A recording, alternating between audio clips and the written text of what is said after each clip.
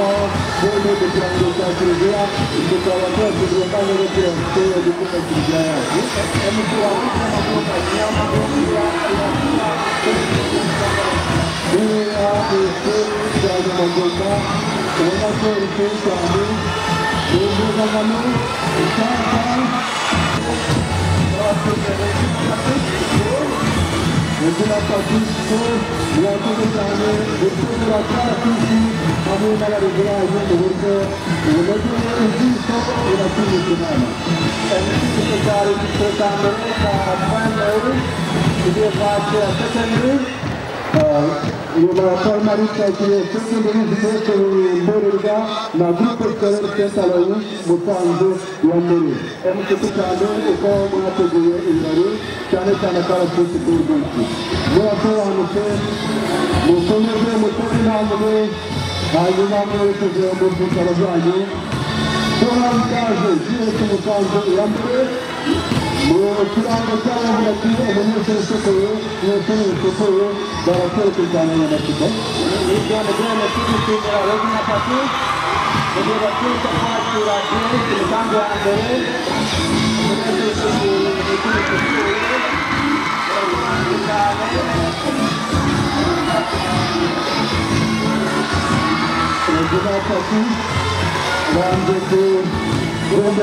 la fortuna la categoria anche protocollo di vediamo come sta lavorando e vi facciamo le due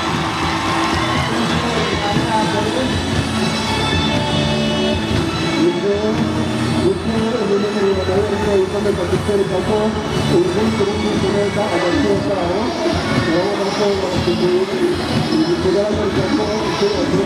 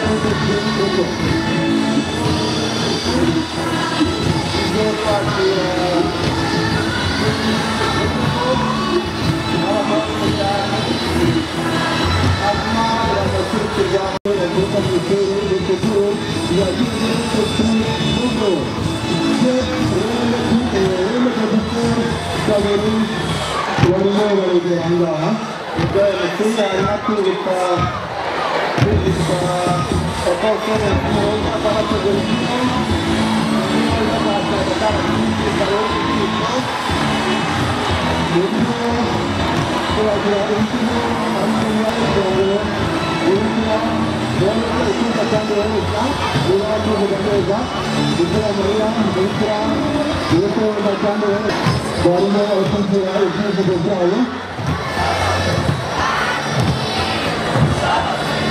umwana utoboye kandi utobotse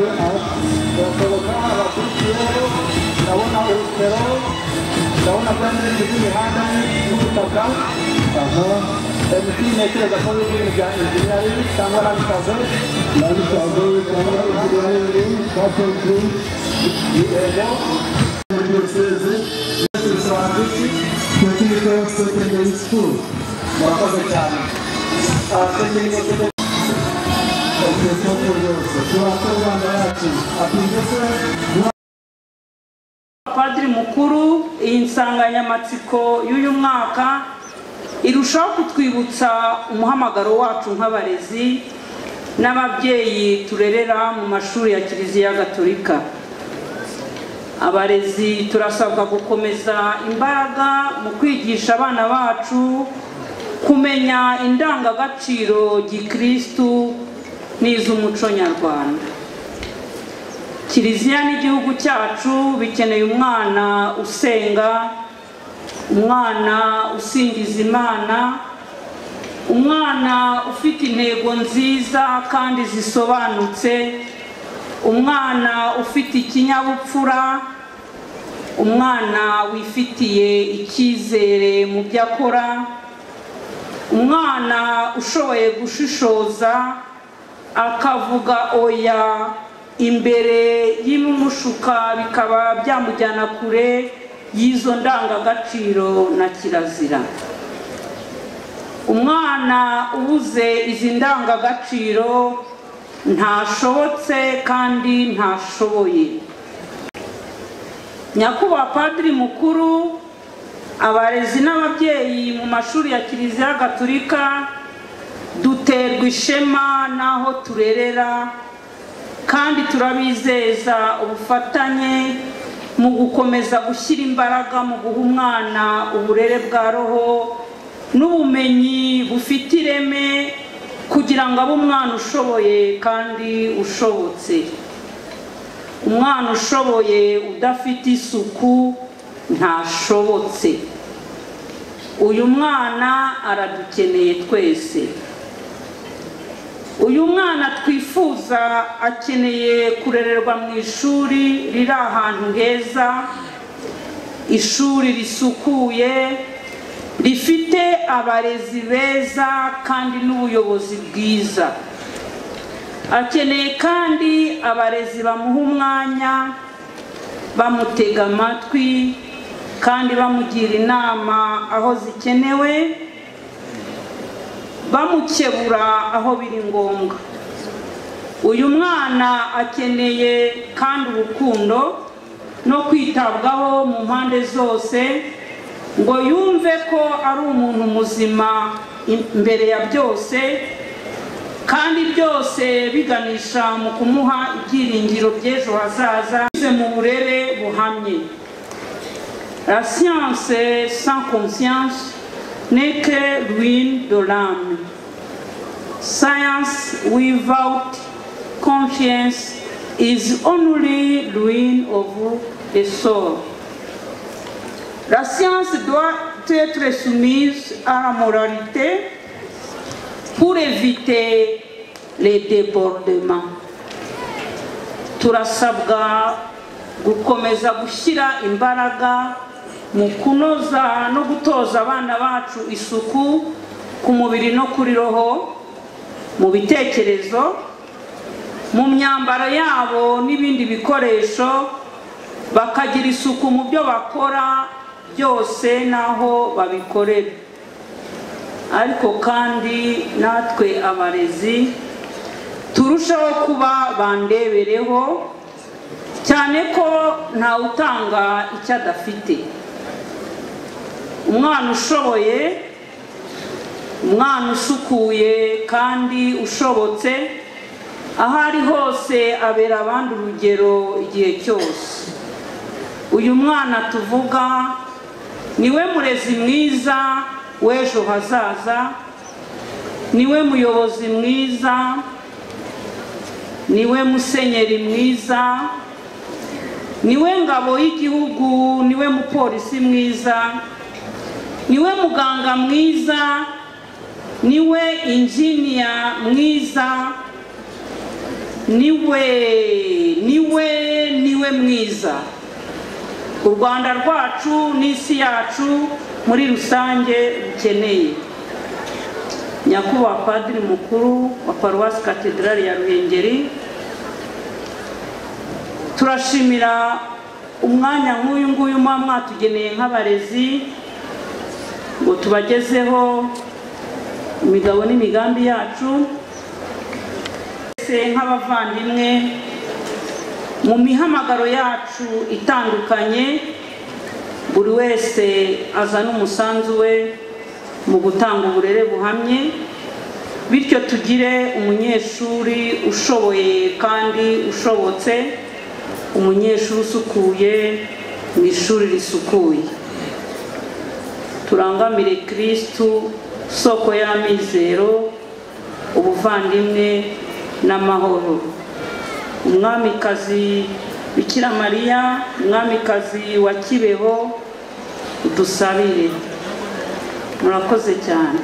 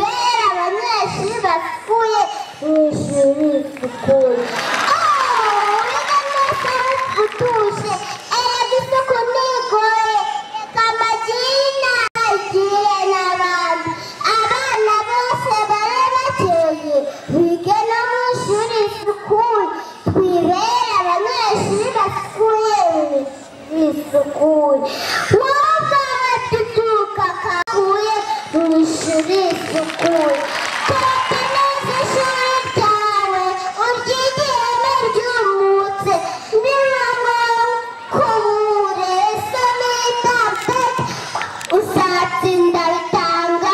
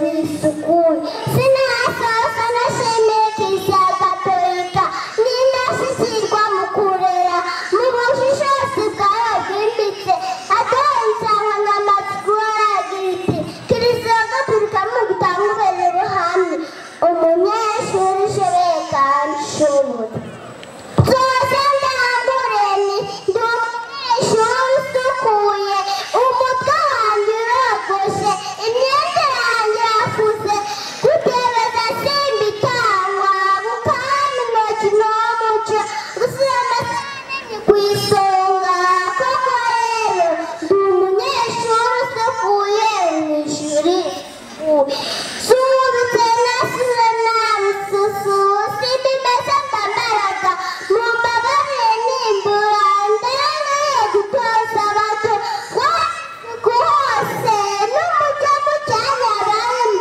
ngo basentude umwanda bakusema isuku baba abanyeshuri basukuye mu ishuri isukuye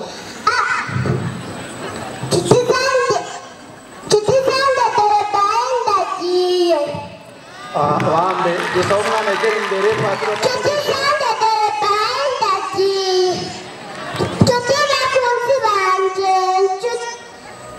dore baye ndagiye igitego ndagitsinze gusa umwana agera patro ibihembo bya mbere birahabwa abanyeshuri batsinze neza muri buri somo ni ukuvuga uwa mbere mu mibare icyongereza ndetse n'iyobokamana buri munyeshuri watsinze muri ayo masomo hanyuma tugahemba dukurikije ibice bibiri nanone turafata amashuri kiliziya ifatanyamo na leta public school or government aided school dufate n'amashuri yigenga private schools turafata igice cya primaire hanyuma dufate n'igice cy'amashuri yisumbuye ku gice cya kabiri turaza guhemba abanyeshuri bahize abandi mu bizamini byose atari mu isomo rimwe gusa ahubwo abanyeshuri babiri batsinze neza nabwo turakurikiza gahunda nk'iya mbere aho duhemba uwa mbere n'uwa kabiri muri government aided school no muri private schools hanyuma turaza guhemba abatsinze neza mu marushanwa y'ubuvanganzo rero ntumire padiri mukuru atubimburire mu guhemba abavandimwe abana babaye aba mbere muri buri somo turahera mu mibare uwa mbere mu mibare mu mashuri abanza public schools cyangwa government aided school ni Nzayisenga Emeline yagize amanota 92 akaba ari mu kigo cya GS Musanze ya mbere yakwegera imbere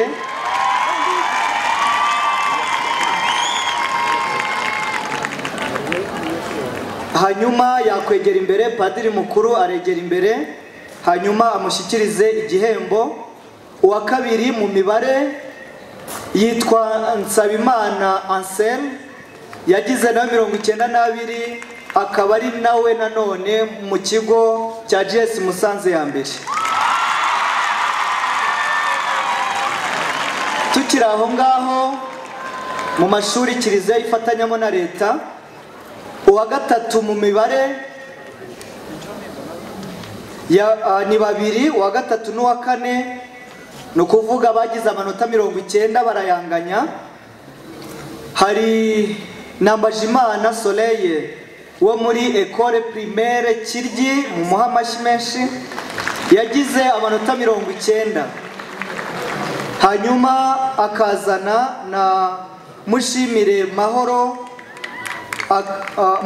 Mahoro Agape wo muri GS Musanze ya mbere nawe yagize amanota 90 aho abanyeshuri batari abadihagiteri babo baraza gufata ibyo bihembo hanyuma abanyeshuri bahize abandi mu cyongereza no muri religion twafashe abanyeshuri babiri muri buri somo, tukiri birumvikana muri public schools or government aided school.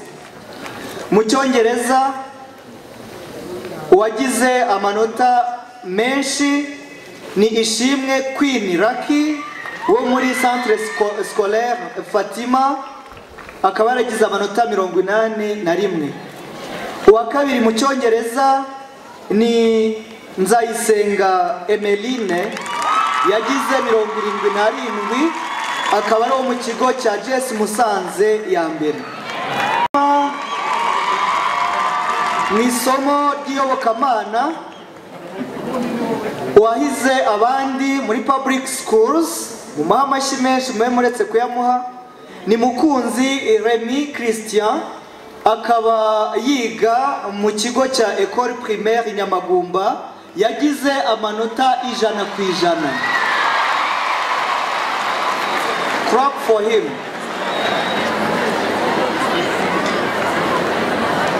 Iyobokamana yararyujuje azaba padiri. Uwabaye wa kabiri tukiri muri public schools ni Hakizimana Kelia, akaba yiga muri JS Nyange ya mbere, yagize 95.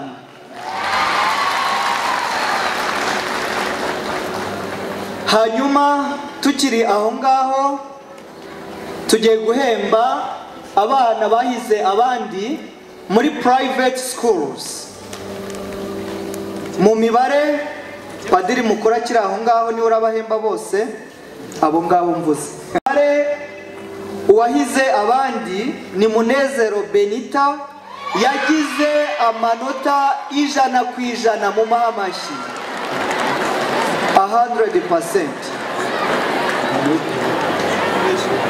Yiga muri École Saint-Marc. Uwa kabiri mu mibare yitwa Abijuru Brise Guanayelle, akaba yaragize 99, yiga muri École Primaire Regina Pacis. Mu cyongereza umunyeshuri wahize abandi arahaguma. Abijuru Brise Guanayelle yagize 92.5, akaba arererwa muri Regina Pacis. Uwa kabiri mu cyongereza muri private schools primary ni Teta Uwase Olga, yagize 88, akaba arererwa muri Regina Pacis. Muri mwiyobokamana umunyeshuri wahize abandi yitwa Shimwa Irinatwe Jean Bertrand, yagize 89, akaba yiga muri École Saint-Marc.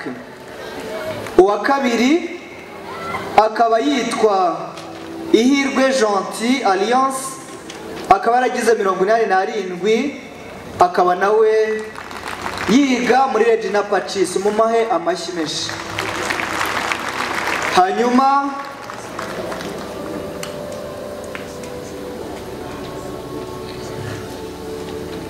padiri mukuru twamusaba kuba asubiye mu mwanya we, tugahamagara nyakubahwa ushinzwe uburezi mu karere kacu akaza akaduhembera abanyeshuri bahize abandi mu mashuri yisumbuye école secondaire,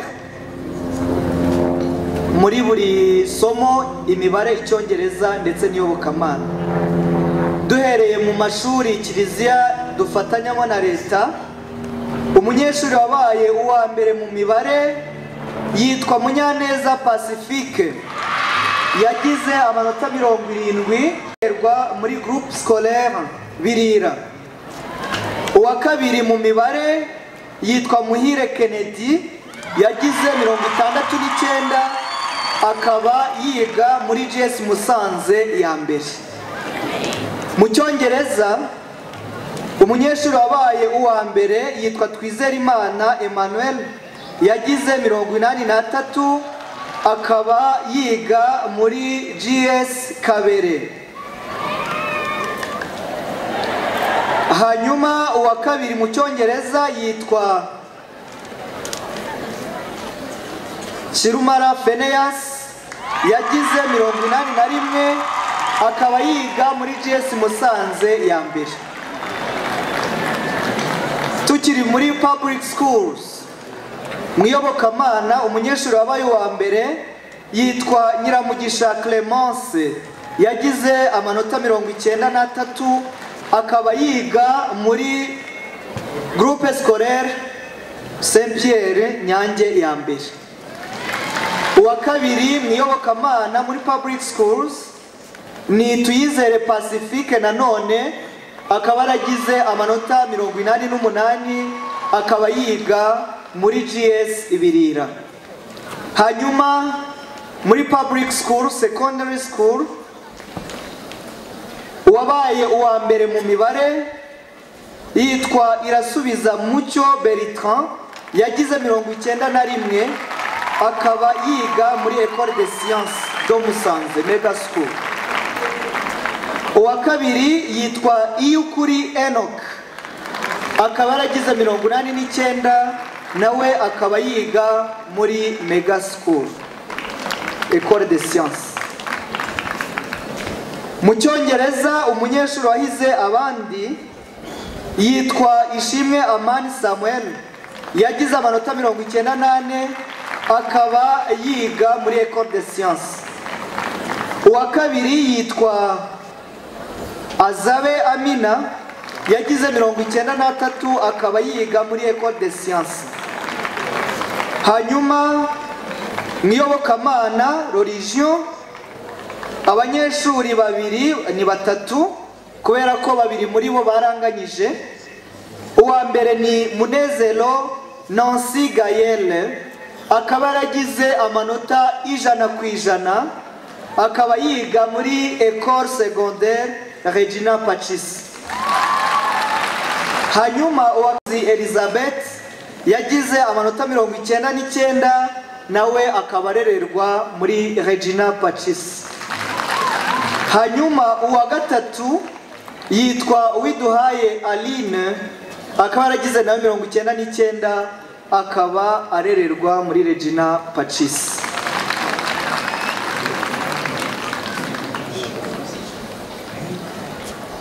Hanyuma arakoze nyakubahwa uhagarariye akarere.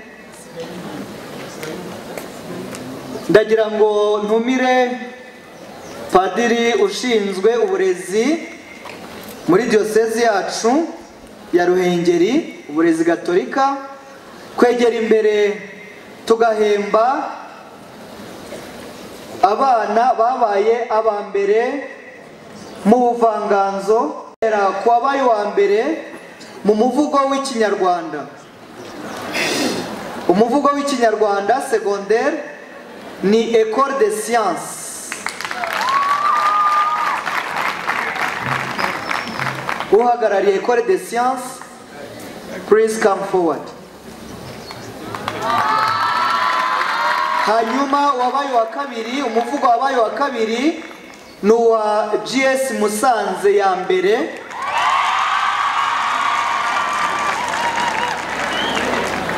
The one who represents GS Musanze, please come forward.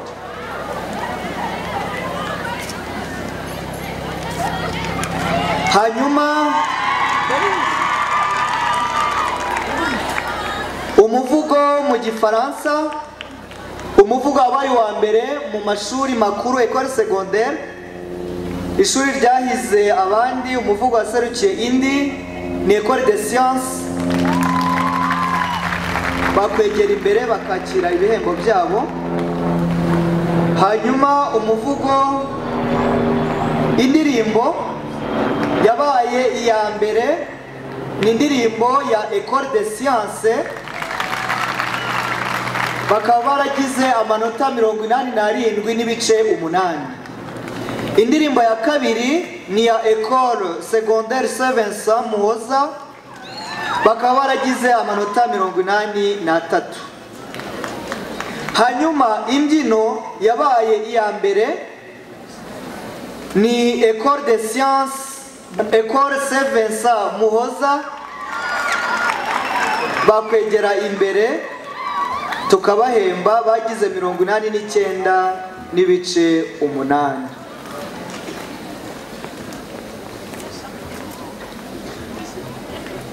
Hanyuma tukiri aho ngaho tugiye guhemba abahize abandi mu buvanganzo mu mashuri abanza les écoles primaires.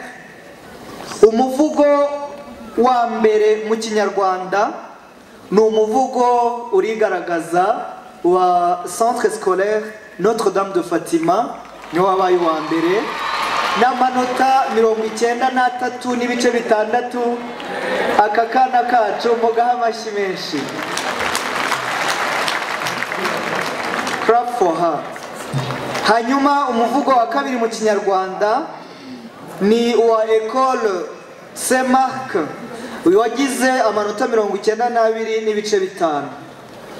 Umuvugo wa mbere mu Cyongereza ni wa Centre Scolaire Notre Dame de Fatima bagize 90 n'ibice 5. Hanyuma umuvugo wa kabiri ni wa École Primaire Regina Pacis bakaba baragize 87 n'ibice 3. Tugiye ku muvugo wabaye wa mbere mu Gifaransa ni wa Daniela École Saint Marc bakaba baragize amanota 91%. Umuvugo wa kabiri ni wa École Regina Pacis Primaire bakaba baragize 86 n'ibice 6. Please clap for them. Hanyuma indirimbo yabaye iya mbere mu mashuri abanza les écoles primaires. Indirimbo ya mbere ni ya Centre Scolaire Notre Dame de Fatima bagize 91%. Indirimbo ya kabiri ni ya École Saint Marc bakaba baragize 88 n'ibice 6. Hanyuma imbyino yabaye ya mbere muri za école primaire, iya mbere ni Centre Scolaire Notre Dame de Fatima bakaba baragize 89 n'ibice 3. Hanyuma tugiye guhemba abanyeshuri bahize abandi mu masomo yose.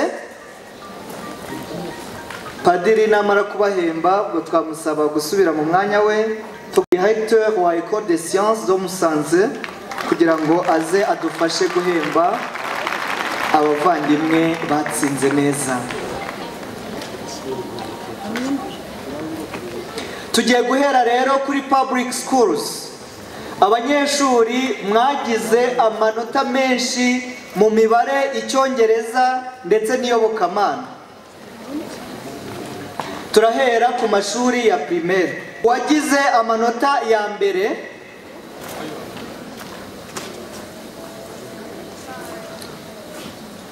rakoze nyakubahwa Padiri ushinzwe uburezi, the school director of Musanze Mega School, please come forward. Duhereye ku mashuri abanza, umunyeshuri wahize abandi muri public schools ni Nzayisenga Emeline wo muri GS Musanze ya mbere, yagize amanota 82 n'ibice 6. Uwa kabiri yitwa Akeza Ganza Kelly akaba yaragize 81 n'ibice 3, akaba yiga muri École Primaire Notre Dame du Mont Carmel Nyamagumba. Hanyuma muri private school, amashuri yigenga, abana bahize abandi, uwa mbere ni Abijuru Brise Guanayele yagize amanota 92 n'ibice 67. akaba yiga muri École Primaire Regina Pacis. Uwa kabiri munyeshuri wahize abandi mu masomo yose, wa kabiri yitwa Ihirwe Gentil Alliance, yagize amanota 88.5, akaba arererwa muri École Primaire Regina Pacis.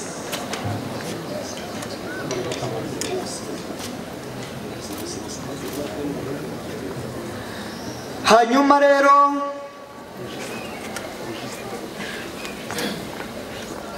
padiri akiri aho ngaho, tugiye guhemba abanyeshuri batsinze neza duhuje amashuri kiliziya ifatanyamo na leta n'amashuri yigenga. Wabaye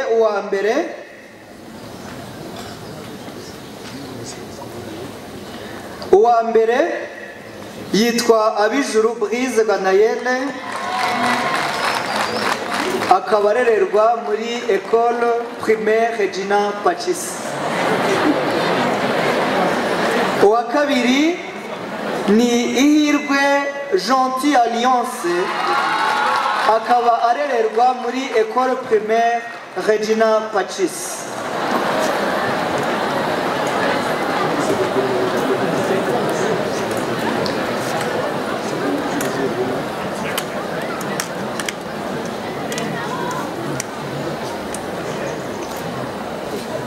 Arakoze padiri mukuru w'urugo rwa École des Sciences, merci.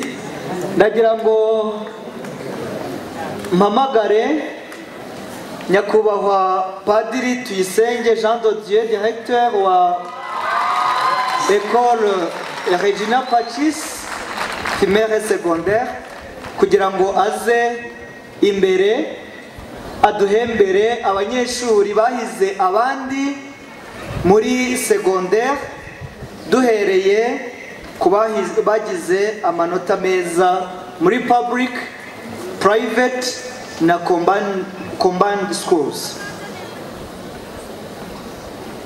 Uwa mbere mu mashuri yisumbuye watsinze neza, no kuvuga O level, yitwa public school, yitwa Munyaneza Pacifique, yagize amanota 77, akaba yiga muri groupe scolaire Birira. Please clap for him.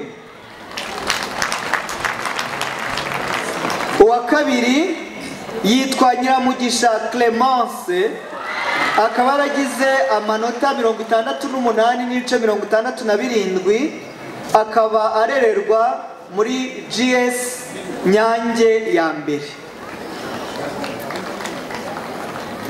Muri private boardings, muri boarding,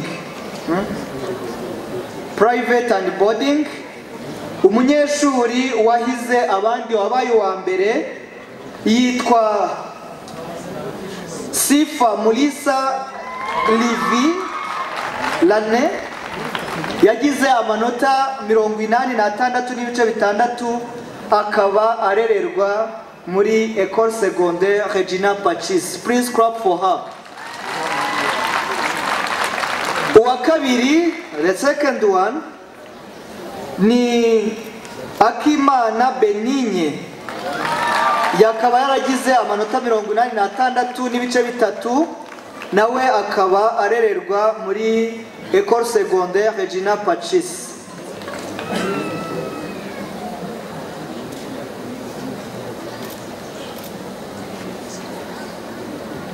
Arakoze nyakubahwa padiri, thank you for your service. Ndagira ngo mpamagare ushinzwe uhagarariye uburezi mu murenge wacu gera imbere kugira ngo aduhembere abanyeshuri bahize abandi, dufashe amashuri kiliziya ifatanyamo na leta ndetse n'amashuri yigenga cyangwa barasesa. Uwa mbere muri ayo mashuri yombi yitwa Sifa Mulisa Livi, akaba yaragize amanota 46 n'ibice bitandatu 67.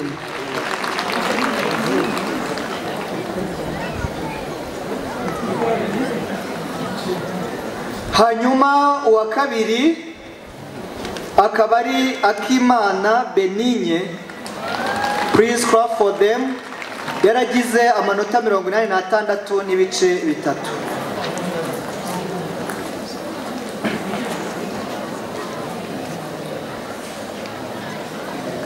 Turagira ngo dushimire aba bana bose bakoze neza, mubahe amashyi menshi. They tried their best. Kuba tubahembye ni ukugira ngo nawe umwaka utaha uzabe uri mu bahembwa ahangaha, kandi turabifuriza no kuzatsinda n'ibindi bizamini byose mufite imbere. Hanyuma ndagira ngo sabe abana bahembwe baze hano imbere bose cyarimwe kugira ngo dufate ifoto y'urwibutso rw'uyu munsi utazibagirana. Hamagara padiri mukuru, padiri ushinzwe uburezi gatolika muri diocese, ushinzwe uburezi mu karere, mu murenge, nyakubahwa padiri directeur wa École des Sciences, nyakubahwa padiri wa Regina Pacis. Mwakwegera imbere kugira ngo iyi foto nayo, mu gihe abana batsinze neza basubira mu myanya yabo, tubabwira ngo imbere ubutitsa Semper Magis. Ndagira ngo mumfashe dushimire abarimu bakurikiranye iri tangwa ry'ibizamini n'amarushanwa yose, bagakosora bakitanga ubutizigama. Tubahe amashyi menshi n'impundu. Izire ngwino wirebere rero umunyeshuri usukuye, tubakiranye ukuza bari hano mwese, muzamare mwasukuye, turabereka ibyiza mu isuku natwe.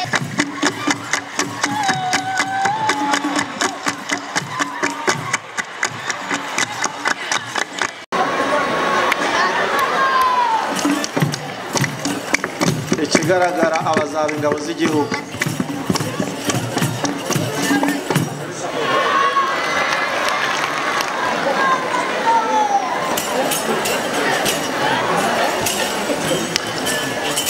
Murumva umurindi w'izo ngabo.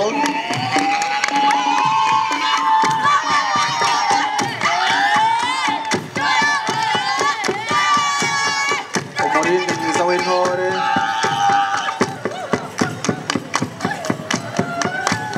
Centre scolaire Notre-Dame de Fatima.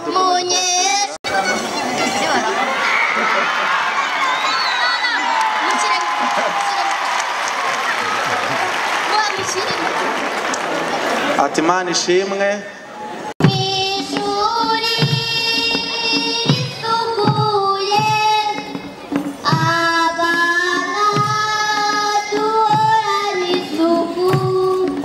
Nuko basezera.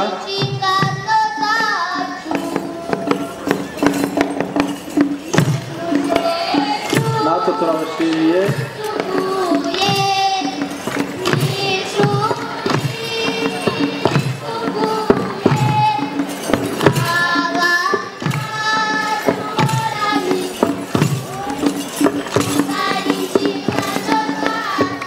Turabashimiye cyane, tubapepera, tubifuriza umugisha w'Imana.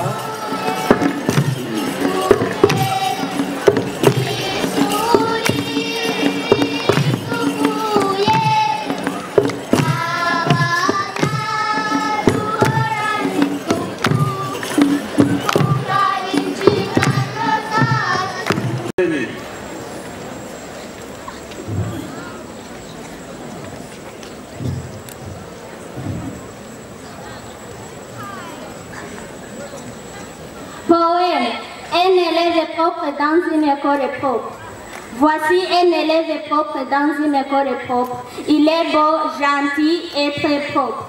Un élève propre participe à la classe, mais de façon appropriée et discrète. Il n'occupe jamais toute la place. Il s'effaça avec modestie derrière ses enseignants. Il est actif, constant, courageux, décidé. Il est dynamique, énergique, entreprenant, intéressé. Il est motivé, persévérant, volontaire en tout. Un élève propre dans une école propre. Avant d'entrer dans le bâtiment de l'école, il prend l'habitude de nettoyer les pieds. Il essaye de frotter légèrement ses pieds contre le trottoir avant d'entrer en classe. Un élève propre dans une école propre. Il jette toutes les ordures dans une poubelle. Ce n'est peut-être pas grand-chose. Si un emballage d'un bonbon tombe dans sa poche, il ramasse tout ce qu'il trouve par terre. Un élève propre dans une école propre. Il rétablit les verres, les plastiques et les papiers pour réduire la quantité de déchets. Il aide son environnement tout en gardant son école propre. Un élève propre dans une école propre. Il range les choses après les avoir utilisées, les livres dans les étalages de classe. Quand il est à la maison, il place toutes choses à sa place. Il ne veut pas voir les choses traîner partout. Un élève propre dans une école propre. Les mains avant de manger, il nettoie la table après avoir mangé, il lave son corps avant de dormir, il se met propre avant de venir à l'école. Un élève propre dans une école propre. Une école qui réduit ses déchets à la source, qui les trie pour qu'ils soient parfaitement recyclés et qui met tout en œuvre d'une façon ordonnée et évite qu'ils ne se retrouvent au sol ou abandonnés en pleine nature. Un élève propre dans une école propre. La propreté se fait pendant les cours et à la fin de la journée. Toutes les surfaces de travail sont nettoyées et désinfectées. Vous constatez même que notre bâtiment est propre. Les membres de toutes les familles doivent être tout propres. Un élève propre dans une école propre. Une école catholique sans comparaison, une école qui éduque avec ferveur tous les enfants à sa disposition. Dans cette organisation chrétienne et intégrale, un élève propre dans une école propre. Les parents sont uniques et très propres, les élèves modèles bien propres, dans des écoles propres et préférées, des classes propres avec des habits propres. Un élève propre dans une école propre. Lorsque je joue, je suis propre. Lorsque j'étudie, je suis propre. Lorsque je rentre, je suis propre. Lorsque je parle, je suis propre. Un élève propre dans une école propre. Mon temps propre est déjà passé. Je vais préparer un autre temps propre où nous nous retrouverons pour propre. Un élève propre dans une école propre. Je m'appelle Alatona Latona Daniela. Elle est en 5e année à l'école primaire Serra.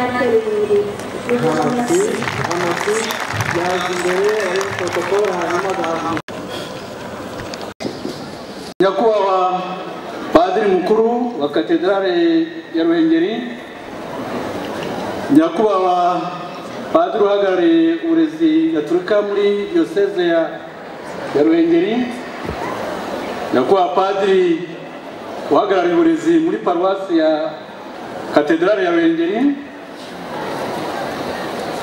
bihaye Imana mwitabira ibirori, barezi bana bacu dukunda, ndabaramutsa. Kristo Yesu akuzwe.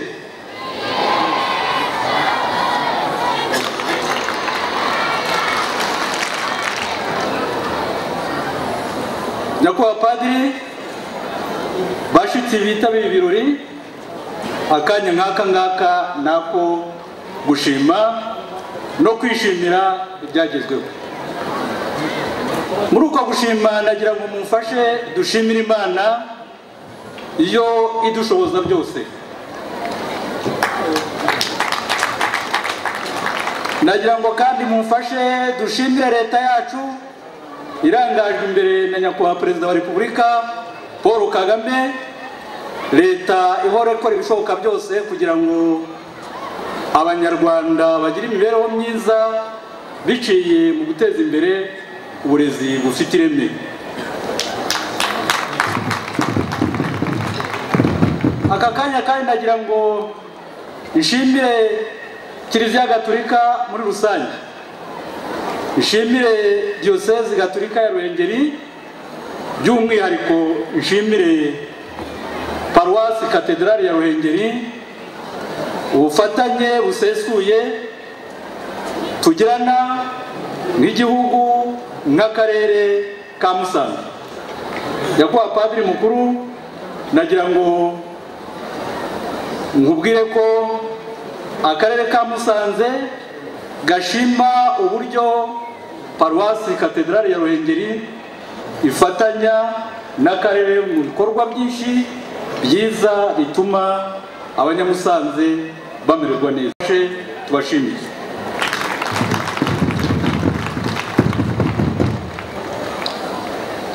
Ndagira ngo kandi muri aka kanya nshimire abarezi ndabashimira kubera umuhate, umurava mugaragaza mu kazi kanyu ka buri munsi, ariko by'umwihariko ndabashimira ukwiyemeza mwagaragaje uyu munsi mubicishije mu ijambo ry'uwaje abahagarariye.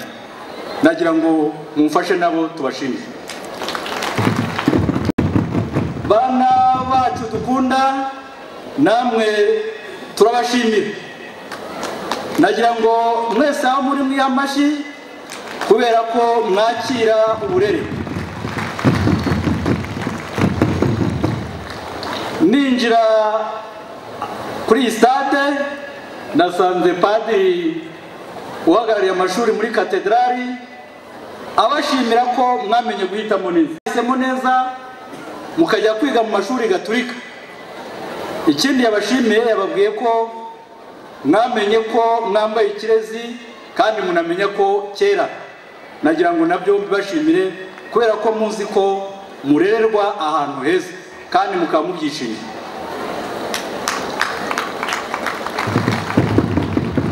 Nyakubahwa Padiri, bashyitsi bahire, nagira ngo nsubiye inyuma gatoya nganisha no ku nsanganyamatsiko y'uyu munsi, nongere nshime gahunda ya Kiliziya Gatolika muri rusange, aho buri mwaka igena insanganyamatsiko nk'iyo twumvise umunyeshuri ushoboye kandi ushobotse.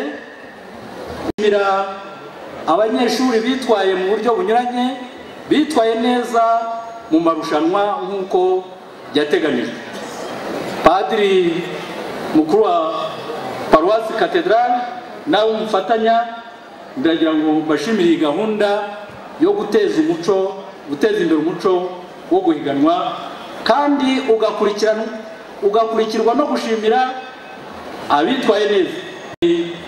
Ni byiza ko twashimye abana, ariko wenda ubutaha muzanarebe abatoza babo uburyo bashimirwa, ariko ubwabyo nk'abarezi dushimishwa nuko abana bacu bitwaye neza, nacyo ni igihembo. Nk'uko nabivuze rero, ijambo ryiza rirarema. Za nsanganyamatsiko uko ari ebyiri ni nziza cyane. Nagira ngo hejuru y'umunyeshuri ushoboye kandi ushobotse, umunyeshuri ufite isuku, uri mu ishuri risukuye, nongereho kandi burya kuba ibi byose bishoboka aba kwiyemeza. Nagira ngo mbasabe, yaba umunyeshuri, yaba umwarimu, yaba umuyobozi, buri wese aho ari avuga ati ishuri ryanjye ni irya mbere. Munyeshuri, subiramo uti ishuri ryanjye ni irya mbere. Ishuri ryanjye ni irya mbere. Aho uri hose uvuga uti ishuri ryanjye ni irya mbere, ni namba 1.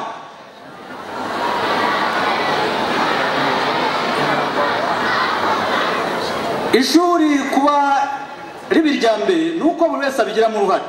Umunyeshuri kugira ngo yumve ko buri gihe azaba uwa mbere ni uko abigiramo uruhare. Impanuro nyinshi nziza zatanzwe, yaba abarezi yaba wa mwana watanze umuvugo, yagaragaje uruhare umunyeshuri agomba kugira ngo iteka umunyeshuri aho ari abe ari uwa mbere. Rero bana bacu dukunda, barezi dukunda, nagira ngo nsoza nongere nkangurire buri wese, nshishikarize buri wese kumva ko aho ari hose ishuri rye ari irya mbere. Ishuri ryanjye ni irya kangahe? Ishuri ryanjye ni irya mbere. Mwese muharanire iteka kuba ku isonga, kuba aba mbere. Murakoze, murakarama.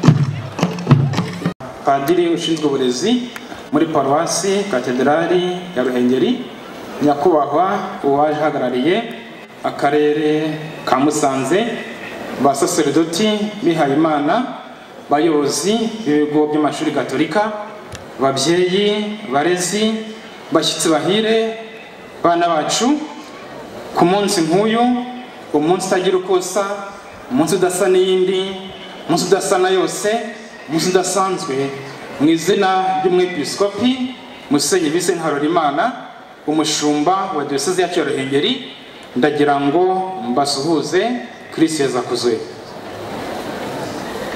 Ndagira ngo kandi nshimira abagize uruhare mu gutegura uyu munsi wo gusoza umwaka w'uburezi mu rwego rwa Paruwasi Katedrali ya Ruhengeri.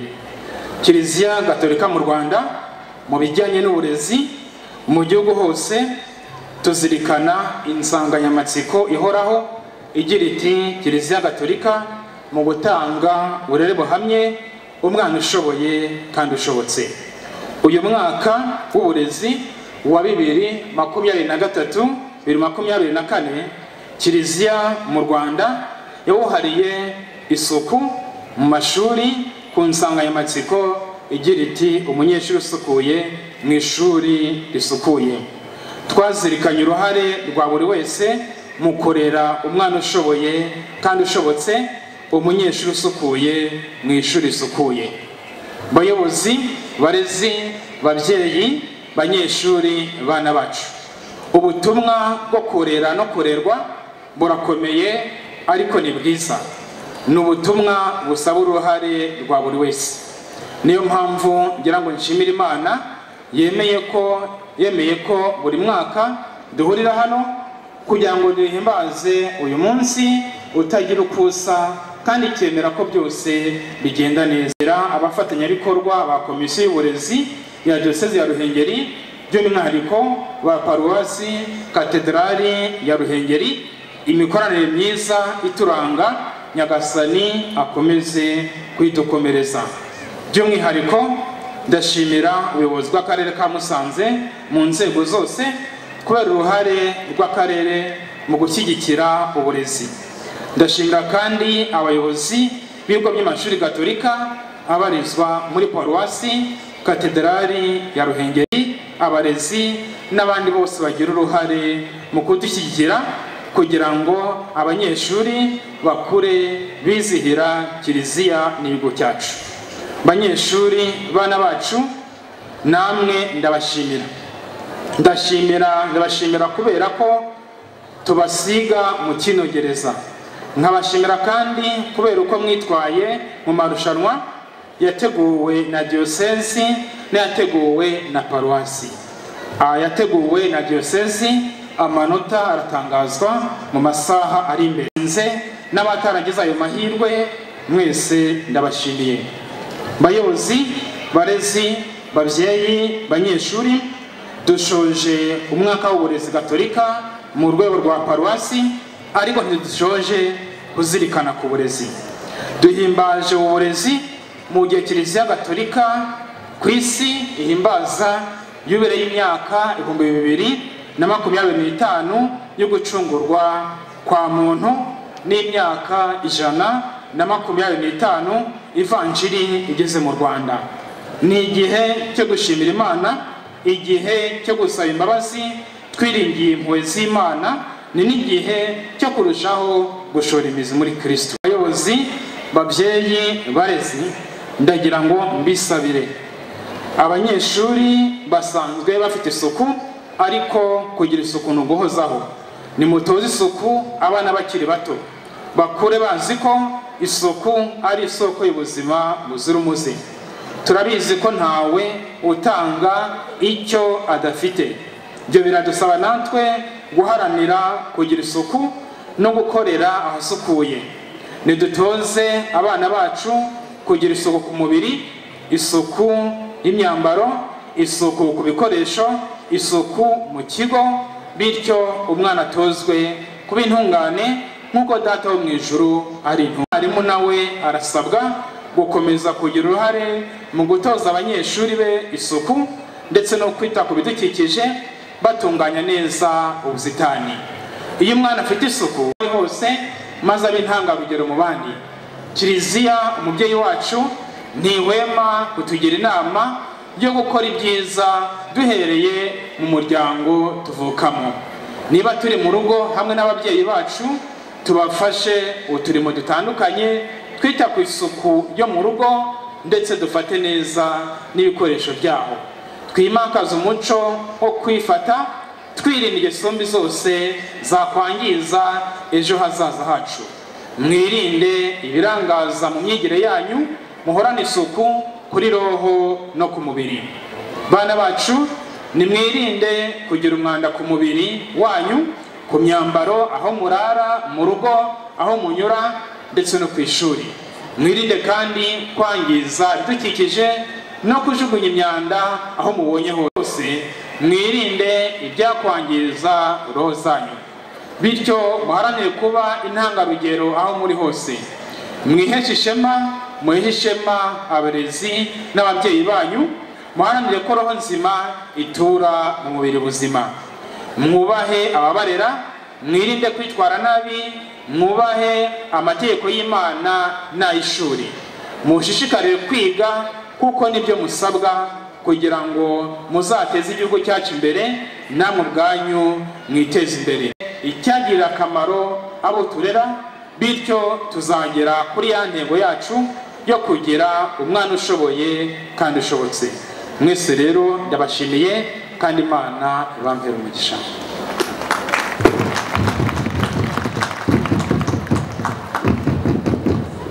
Amashyi menshi dushimire nyakubahwa Padiri ushinzwe uburezi muri diyosezi yacu ya Ruhengeri.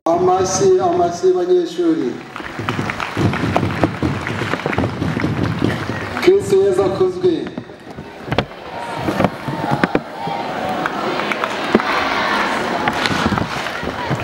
banyeshuri Kristo Yesu akuzwe.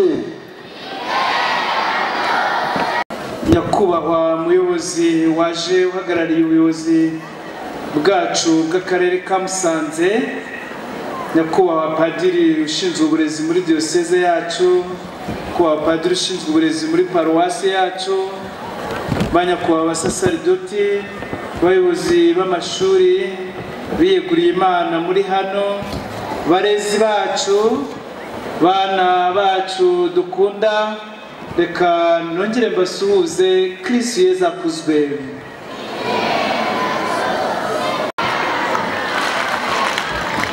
Ibirori byacu byagenze neza, dushimira Imana n'amashyi n'impundu.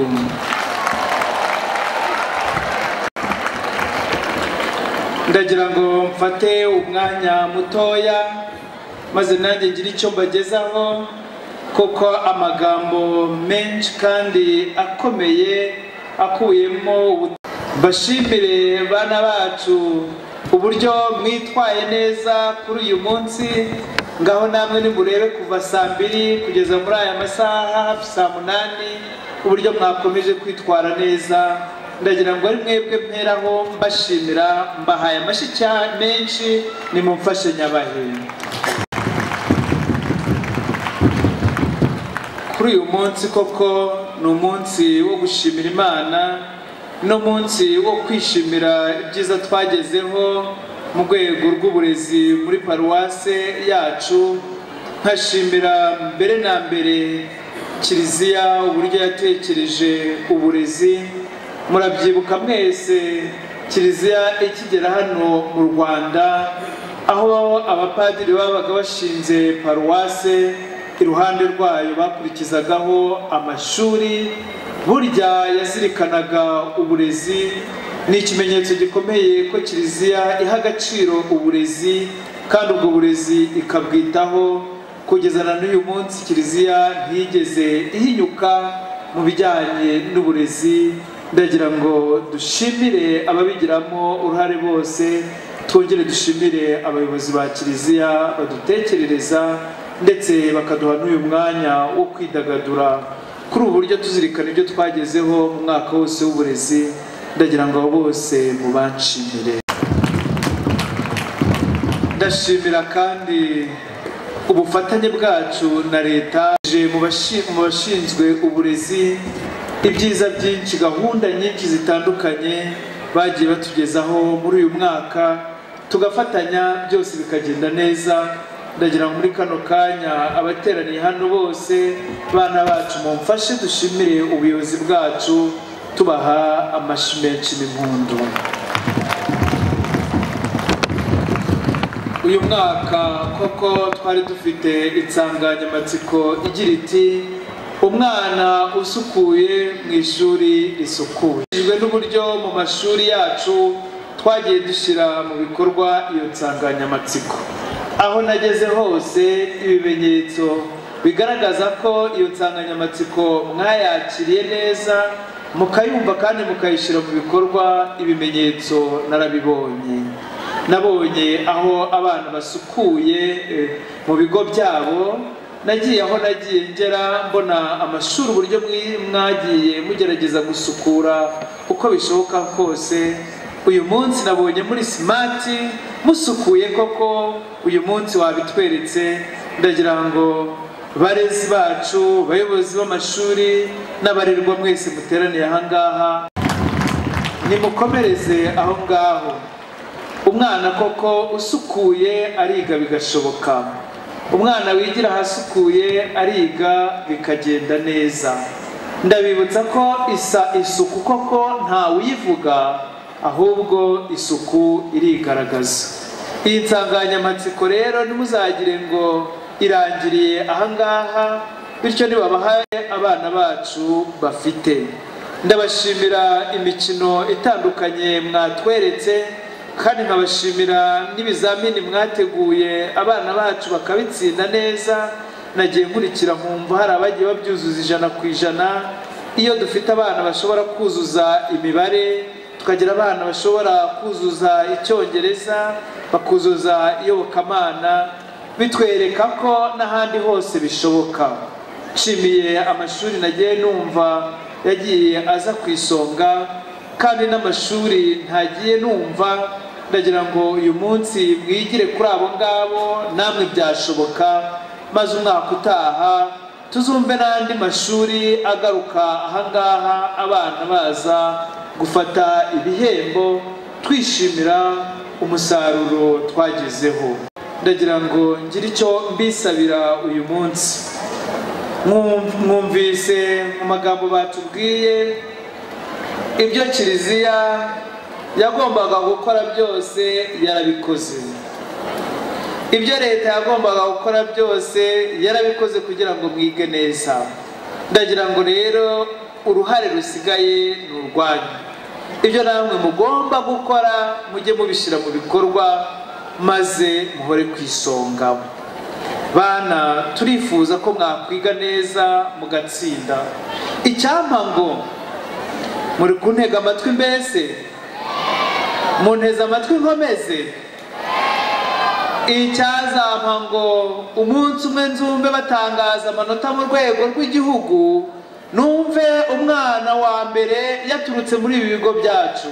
Bajya bakunda kuvuga abana 10 babaye aba mbere, nzumve abana babaye aba mbere natwe muri abo bana 10 umunsi umwe tuzumve natwe hano muri Musanze, cyane muri ibi bigo byacu, umwana wabaye mu ba mbere yavuye n'ahangaha. Kundi mukunda kuvuga natwe byatubera, si byo se? Iryo shema ko uyu mwaka cyangwa indigiye kuza tuzumve namwe babibavugaho, babahemba ko mwabaye aba mbere. Mu gusoza rero ndagira ngo bashimire uburyo mwateguye uyu munsi. Nabonaga padiri ushinzwe amashuri n'abadirekiteri bahora mu nama, ntabwo mwavunikiye ubusa. Uyu munsi turabashimiye ko ibyo mwateguye byagenze neza. Ndabizi ntabwo mukunda amashi, ariko ndayabasabiye amashi menshi cyane kugira ngo igende neza. Mwaritanze bikomeye abayobozi b'amashuri, muzakomereze aho ngaho. Ndashimira abayobozi mu nzego zitandukanye mwitabiye uyu munsi. Ndagira ngo mumfashe dushimire ubuyobozi bw'akarere kacu bwazanye n'ubuyobozi bw'umurenge, bagira ngo uyu munsi batwereke ko ubufatanye bwacu buri ku isonga. Ndagira ngo mucimire abo bayobozi batandukanye, tubaha amashi tubashimire. Mwakoze cyane kwitabira mukaza. Abayobozi b'amashuri cyane cyane ngashimira abayobozi twatumiye mukaba mwatwitabye uyu munsi. Ndazirikana uburyo padiri yabivuze, mwagiye mukingura amarembo kugira ngo ubutumwa natwe tubukorere no mu mashuri yanyu. Uyu munsi mukaba mwabigaragaje muza hano uyu ngo dufatanye ibi byishimo, turebe impano z'aba bana bacu. Abo bayobozi mubashimire. Turabashimiye umurimo mukora mwitanga. Babampere amashini impundu tubashimire.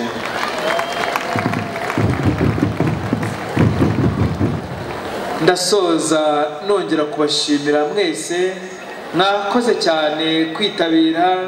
Nabonye abanyeshuri benshi mwaje mufite umutima mwiza wo kugira ngo duhimbaze ibi birori. Mwese Imana ibaha umugisha, mukomeze koko kuba abana bashoboye kandi bashobotse. Mukomeze kuba abana basukuye kandi mu mashuri asukuye. Imana ibaha umugisha, mwakoze cyane, murakarama.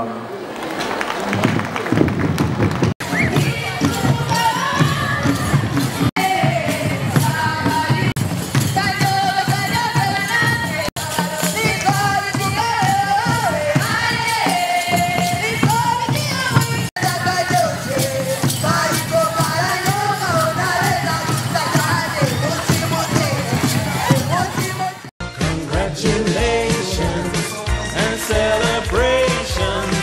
I want